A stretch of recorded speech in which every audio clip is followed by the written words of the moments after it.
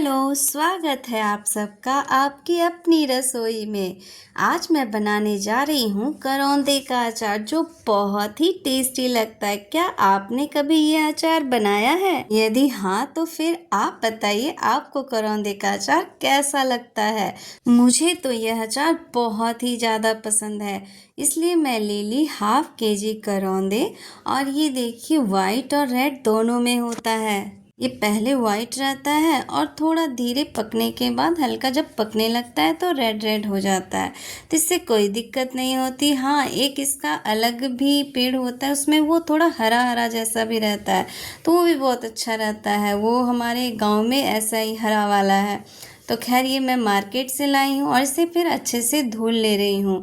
इसमें पानी और थोड़ा सा नमक डाल के धुल रही हूँ ताकि इसकी गंदगी जो है अच्छे से साफ़ हो जाए। इसमें थोड़ा बहुत ना ग्लू टाइप का होता है, गोंद जैसा होता है, जिससे कि चिपक जाती है तो लगता है कि जैसे ये बहुत ज़्यादा गंदा है, पर ऐसा होता नहीं है। तो इसे जितना हो सके आप अच्छे से धुल लें।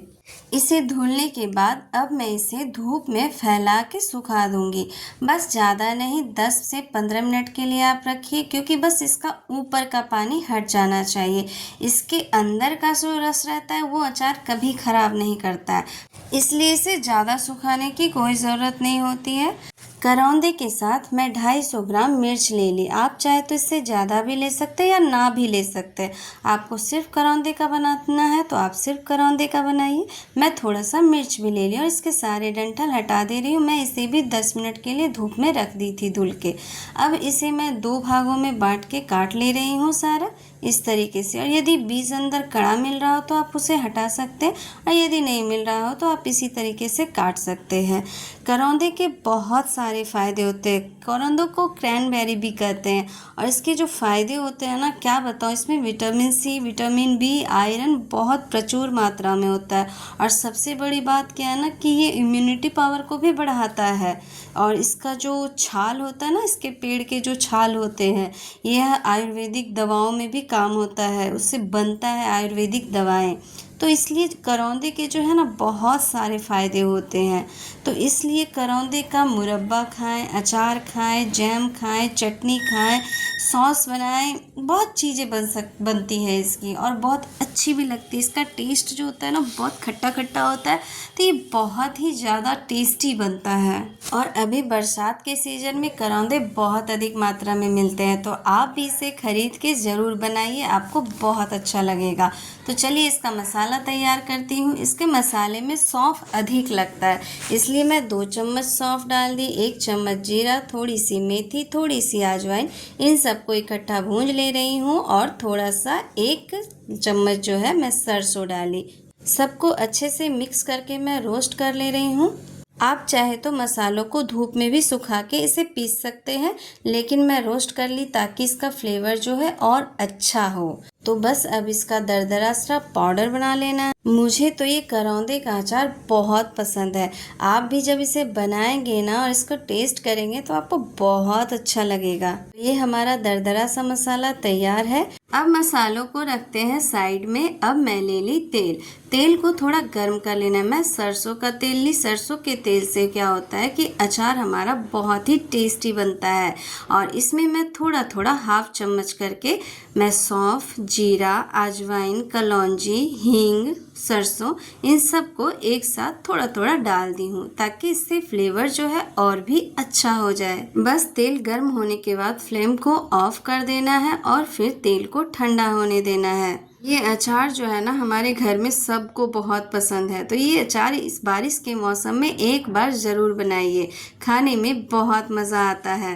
यह करौंदा जो है ये पूरे साल तो मिलता नहीं है, बारिश के ही मौसम में मिलता है, तो इसे ज़रूर खरीदें और ज़रूर बनाएं, बहुत ही अच्छा लगेगा। बस इसमें मैं 2 चम्मच नमक डाल दी, 1 चम्मच हल्दी डाल दी। हाँ, ये ध्यान रखिए मेरा चम्मच जो है थोड़ा बड़ा है, वो खाने वाला चम्मच नहीं है, मीडियम साइज का चम्मच है, इसलिए। फिर 1 चम्मच में मिर्च पाउडर डाल दी। मिर्च इसमें हरी मिर्च डाली हुई है, फिर भी मैं मिर्च डाली ताकि और अच्छा टेस्टी, थोड़ा तीखा अचार तो थोड़ा तीखा ही अच्छा लगता है। और फिर जो मैं मसाला तैयार कर रखी थी वो मसाला भी इसमें मिला दी। इन सब मसालों को अच्छे से मिलाने के बाद फिर मैं इसमें डालूंगी सरसों तेल जो मैं गर्म करके रखी थी। बस इसमें अब ज़्यादा कुछ भी नहीं करना है। ये अचार में बिल्कुल भी मेहनत नहीं लगता है। बहुत ही आसान तरीके से बहुत ही जल्दी बन के तैयार हो जाता है। और टेस्ट तो पूछिए ही मत कितना अच्छा होता है। टेस्ट बहुत ही ज़्यादा अच्छा होता है। आप थोड़ा सा भी खाएंगे ना तो आपका मन खुश हो जाएगा, आपको बहुत ही अच्छा लगेगा। आप कोई भी अचार बनाइए, अचार का टेस्ट तो अच्छा होता ही होता है। और करौंदे का अचार तो खास करके बहुत ज़्यादा अच्छा होता है, क्योंकि इसका टेस्ट जो होता है खट्टा होता है और सिर्फ बारिश में मिलता है। तो एक बार ज़रूर से ज़रूर बनाना चाहिए। आप इसमें 1 चम्मच विनेगर मिला सकते हैं। मैं विनेगर इसलिए नहीं मिलाई क्योंकि यहाँ धूप बहुत अच्छी निकल रही है, लेकिन बारिश का मौसम है और बारिश के मौसम में ज़रूरी नहीं है कि हर समय धूप निकले। तो इधर यदि आपकी तरफ धूप नहीं निकल रही है तो आप विनेगर ज़रूर मिलाएं। मैं तो इसे 1 दिन के लिए धूप में रख दी बना के।